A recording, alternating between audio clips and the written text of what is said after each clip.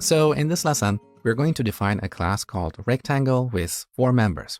Width and height, which are member variables or attributes. In UML, they're called attributes. In C++, they're called member variables.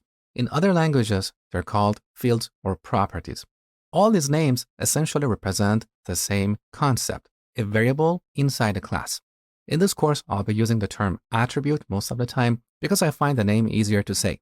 But technically speaking, an attribute in C++ is actually something else. It's not a member variable. We'll talk about that in the future. So excuse me for not being a purist with the official C++ terms. Now, in this class, we're going to have 2 other members, draw and getArea, which are methods or member functions. The official term in C++ is member function, but I prefer the word method because it's shorter. So going forward, I'll be referring to the member functions as methods. Now let's start coding. So here in CLion, we're going to right-click on our project and add a new C++ class. Now, if your IDE or editor doesn't have this feature, you need to add 2 separate files in this project. A source file, which has the CPP extension, and a header file, which has the H or HPP extension. If we use this feature, we get these files in one go. So I'm going to call this rectangle. Now you can see this is going to add 2 files, a CPP and a header file. And this checkbox is selected, so these files are going to be added to our CMakeList file. So they will be included in the compilation process. So let's go ahead. All right, so here we have a header file, and in this header file, we're going to declare the features of the rectangle class. The actual implementation of these features are going to go in our CPP or implementation file. As a metaphor, think of the remote control of a TV. A remote control has a bunch of buttons on the outside and a complex electronic board on the inside. Now, for us to use a remote control, we don't need to know what is inside. We only interact with the buttons or the interface of this remote control. Now, we have the same concept here. So this header file represents the interface of our rectangle class. Later, we're going to include this header file in our main file so we can access the features of the rectangle class, okay? So in this header file on the top, we have what we call a header guard. So we're saying if this constant is not defined, we're going to define it, and this is the end of definition of this constant. The reason we have this header guard here is to prevent this file from being included multiple times in the compilation process. We talked about this in the previous part of this course. So here's our class.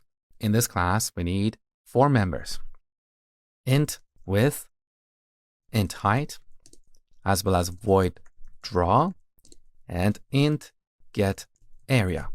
So note that here, we only have function declarations or function prototypes.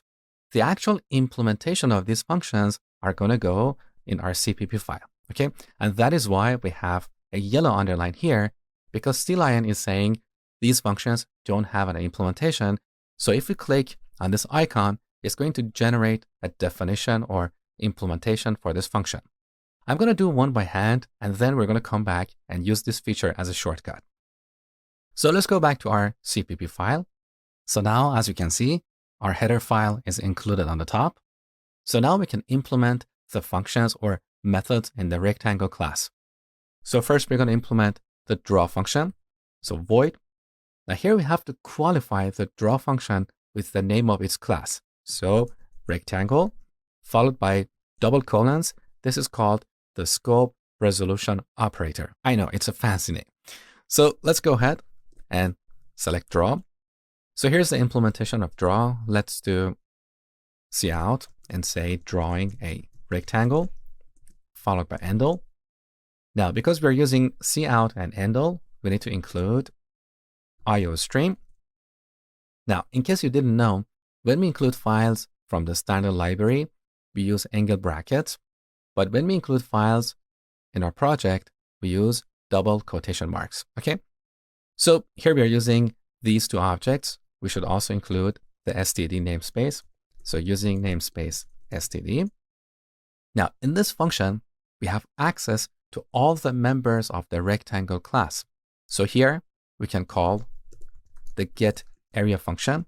We can also access the width and height attributes.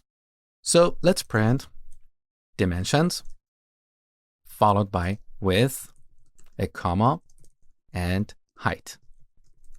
Okay, so that is our draw function. Back to our header file. Now let's have CLion generate a definition for this function. So we can click on this icon or activate it by pressing Alt and Enter and select Generate Definition for function getArea. That's a great shortcut. We didn't have to type any of these. So now here we can return width times height. As simple as that. So now that we have a class, next we're going to talk about creating objects from this class.